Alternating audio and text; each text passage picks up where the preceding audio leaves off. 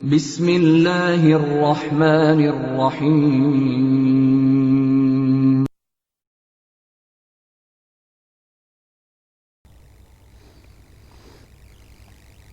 Assalamu alaikum. Now, in optical instruments, we have to study about the compound microscope or application of the optics. We have to study about the compound microscope. Okay. So, what is a compound microscope? Basically, a microscope is an instrument which is used to see the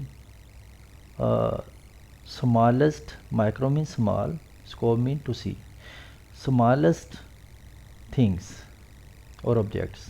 तो microscope एक ऐसी चीज़ है जो कि छोटी चीज़ों को बड़ा करके दिखाती है, हमें बड़ा करके दिखाती है।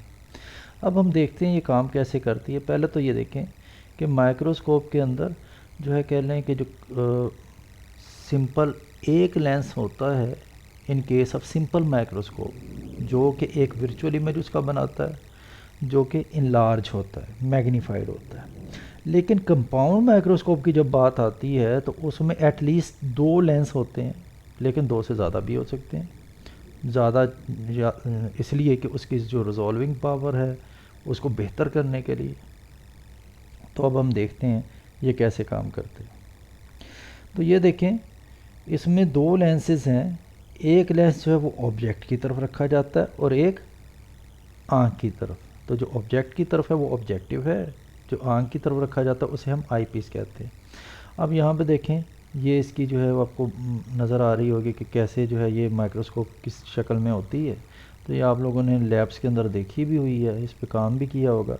तो बहरहाल हम इसको थोड़ा सा देखते हैं कि जो इसके अंदर जो आँख की तरफ जो लेंस लगे होते हैं उन्हें आई पीस कहते हैं। वो सिंगल एक लेंस भी हो सकता है, नंबर ऑफ़ लेंसेज भी हो सकते हैं, in order to get maximum resolving power.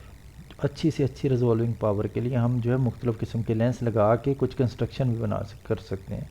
इसी तरीके से ऑब्जेक्ट की तरफ जो लेंस होते हैं वो ऑब्जेक्टिव होते हैं। तो यहाँ पे देखें 2 लेंस लगे हुए हैं, इस जगह पे भी 2 लेंस लगे हुए हैं, आई पीस भी 2 हैं, 2 लेंस मिलके आई पीस बना रहे हैं। इसी तरह 2 लेंस मिलके ऑब्जेक्टिव बना रहे हैं। और ये 2 लेंस यहाँ पे हैं जो कंडेंसर के तौर पे यूज़ होते हैं। और ये जो बेंच है जिसके ऊपर जो है आप स्लाइड को फिक्स कर सकते हैं। और नीचे एक लाइट सोर्स है जो कि लैंप हो सकता है, जो कि लाइट को जो है इस कंडेंसर की तरफ मूव करेगा और कंडेंसर से लाइट इस पैरेलल होके स्लाइड में से मूव करके आगे जो है माइक्रोस्कोप का जो हिस्सा है, असल माइक्रोस्कोप तो यही है ना, तो उसमें से पास करके हमारी आँख के अंदर इमेज बनाएगी। अब हम देखते हैं ये होता कैसे है। देखें, ऑब्जेक्टिव जो है वो एक ऐसा लेंस है which is towards the object and eyepiece is the lens which is toward the eye. ये हमें पता होना चाहिए। अच्छा, ऑब्जेक्टिव की जो फोकल लेंथ है वो एफ ओ है, आई पीस की जो फोकल लेंथ है वो एफ ई है। ठीक है, यहाँ जो हम ऑब्जेक्टिव इस्तेमाल करते हैं माइक्रोस्कोप में उनकी फोकल लेंथ कुछ ज़्यादा नहीं होती है, थिकनेस ज़्यादा होती है, फोकल लेंथ कम होती है।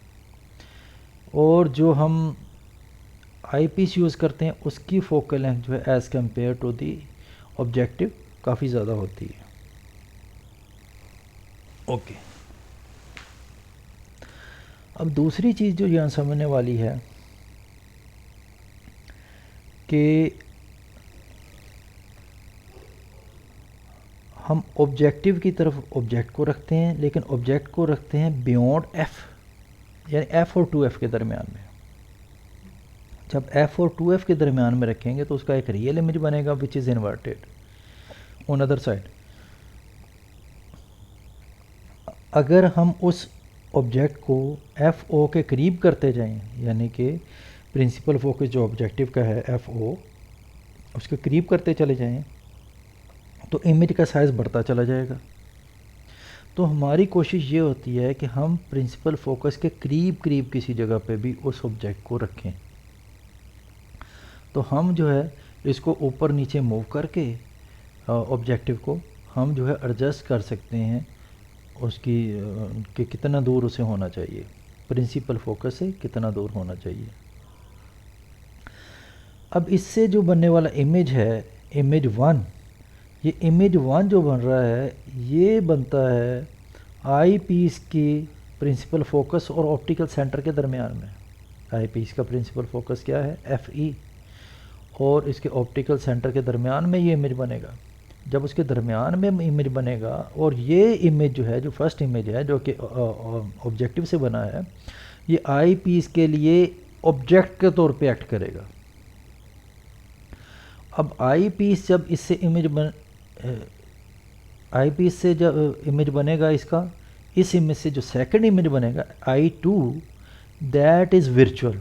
वर्चुअल किस लिए कि जब भी आप किसी चीज़ को जो है एफ और ओ के दरमियान में रखेंगे तो उसका इमेज तो वर्चुअल ही बनना है ना, उसका इमेज क्या बनेगा, वर्चुअल। तो आप पहले पढ़ चुके हैं जो सिंपल माइक्रोस्कोप में भी इमेज जो है वो वर्चुअल बनता है जब हम एफ और ओ के दरमियान में जो है ऑब्जेक्ट को रखते हैं, और बल्कि रखते ही उसमें एफ और ओ के दरमियान में ऑब्जेक्ट को, और उसमें वर्चुअल इमेज ही बनता है जो कि इनलार्ज होता है, मैग्नीफाइड होता है। तो यहाँ पे भी हमें वर्चुअल इमेज मिलेगा which is enlarge and magnified, और हम उसे देख सकते हैं। ठीक है, तो अब यहाँ पे जो चीज़ें याद रखने वाली हैं वो क्या हैं कि जो ऑब्जेक्टिव का की फोकल लेंथ है वो एफ ओ से डिनोट करेंगे, जो आई पीस की फोकल लेंथ है वो एफ ई से डिनोट करेंगे, और जो डिस्टेंस है इमेज का, जो सेकंड इमेज बना, जो फाइनल इमेज बना उसका और आई का, उसे डी से डिनोट करेंगे। तो यहाँ पे जो मैग्नीफिकेशन के लिए जो फार्मूला यूज़ होगा वो क्या होगा, हमने इसे कैलकुलेट तो नहीं करना है, ड्राइव भी नहीं करना, तो m is equal to L over F naught. यहाँ पे l जो था वो क्या था, that is the distance between lenses objective and eyepiece. Objective और आई पीस के दरमियान जो डिस्टेंस होगा वो l होगा। तो ये l को अगर हम एफ ओ से डिनोट कर दें, एफ ओ क्या चीज़ है, एफ ओ जो है ऑब्जेक्टिव की फोकल लेंथ है, डिनोट कर दें और इसे मल्टीप्लाई कर दें 1 प्लस डी ओवर एफ ई, तो ये चीज़ तो आपके लिए कोई नई नहीं है। ये क्या होती है, सिंपल जो माइक्रोस्कोप है उसकी मैग्नीफिकेशन यही होती है। तो अब ये देखें जो सेकंड लेंस है उसके लिए जब इस ऑब्जेक्ट को आप कंसीडर करते हैं तो ये जो चीज़ बनती है ये पूरा जो है एक सिंपल माइक्रोस्कोप के तौर पे तो एक्ट कर रहा है। तो अब ये देखें हम इसको मल्टीप्लाई कर दें अगर किसके साथ, एल ओवर एफ ओ के साथ, तो हमारे पास जो है टोटल जो है मैग्नीफिकेशन आ जाती है, ये पूरे सिस्टम की मैग्नीफिकेशन आ जाती है। तो L over F O into 1 plus D over F E, D जो था वो डिस्टेंस थी फाइनल इमेज और आँख के दरमियान में, और जो एफ ई है जो फोकल लेंथ है आई पीस की, तो इससे मल्टीप्लाई करें तो हमारे पास मैग्नीफिकेशन आ जाएगी कंपाउंड माइक्रोस्कोप की। तो ये कंपाउंड माइक्रोस्कोप की मैग्नीफिकेशन इस तरीके से निकाली जा सकती है। तो ये तमाम चीज़ें एक दूसरे के साथ रिलेटेड हैं। इमेज फॉर्मेशन हमें आनी चाहिए, इमेज फॉर्मेशन आती है तो हम बाकी तमाम काम कर सकते हैं, इमेज फॉर्मेशन आती है तो हम जो है सिंपल माइक्रोस्कोप को समझ सकते हैं, सिंपल माइक्रोस्कोप को समझ सकते हैं तो कंपाउंड माइक्रोस्कोप को भी समझ सकते हैं। ये देखिए कंपाउंड माइक्रोस्कोप में सिंपल माइक्रोस्कोप उसका एक हिस्सा है, जैसे हम यहाँ पे भी देख रहे हैं फार्मूले में और वह डायग्राम में भी नज़र आ रहा है। तो ये आपस में एक दूसरे के साथ रिलेटेड है। अच्छा, उसके बाद हमारा टॉपिक है टेलीस्कोप।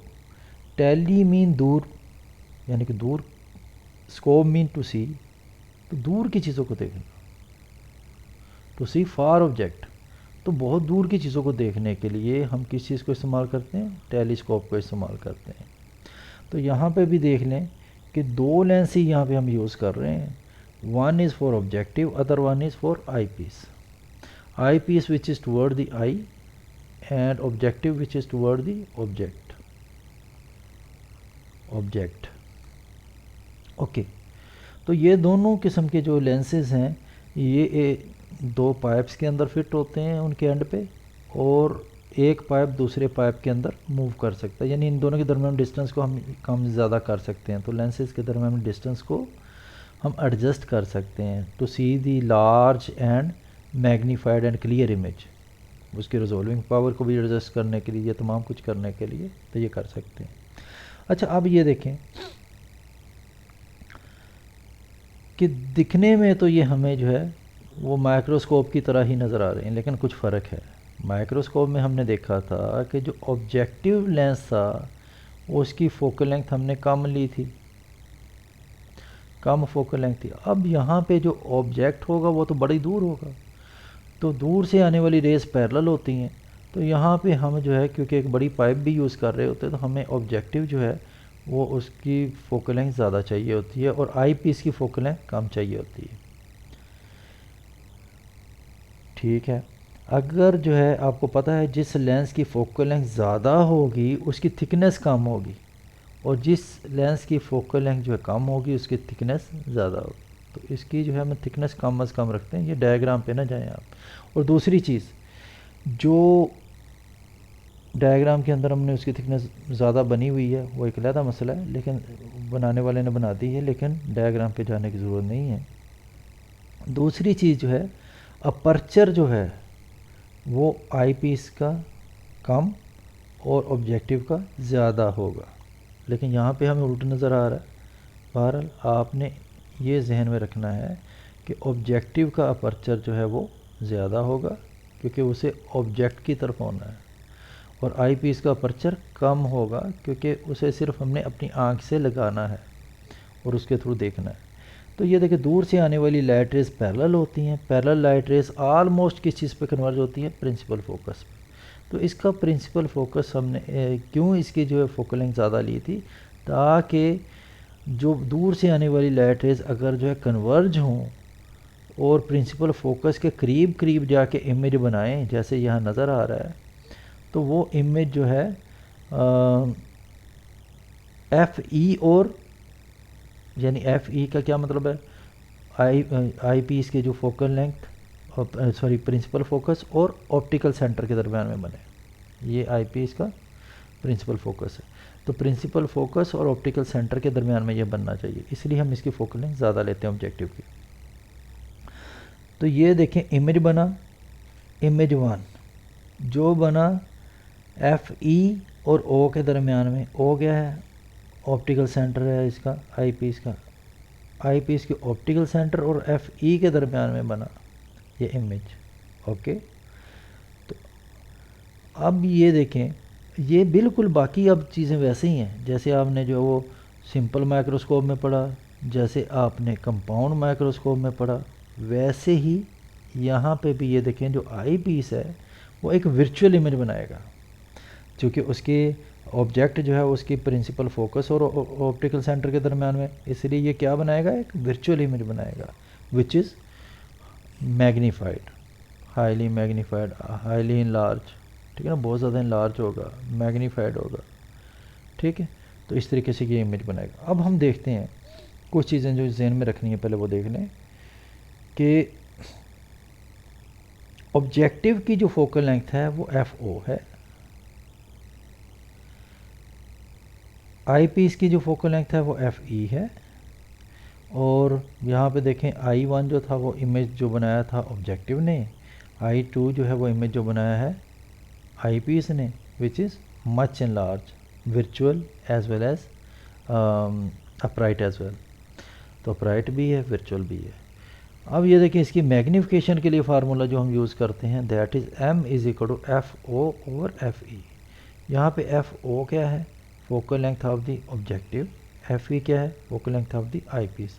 तो ये देखिए, फार्मूला ही हमें ये बता रहा है कि ऑब्जेक्टिव की फोकल लेंथ जितनी ज़्यादा से ज़्यादा हम रखेंगे और आई पीस की फोकल लेंथ जितनी कम से कम रखेंगे, उतना ही ज़्यादा मैग्नीफिकेशन वाली हम टेलीस्कोप बना सकते हैं।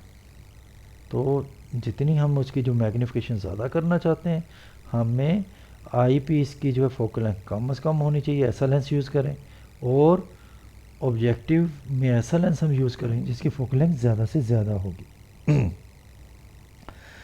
तो ये हमारा जो है आज का टॉपिक था, जो कि ख़त्म हो चुका है। तो इसलिए अल्लाह हाफ़िज़।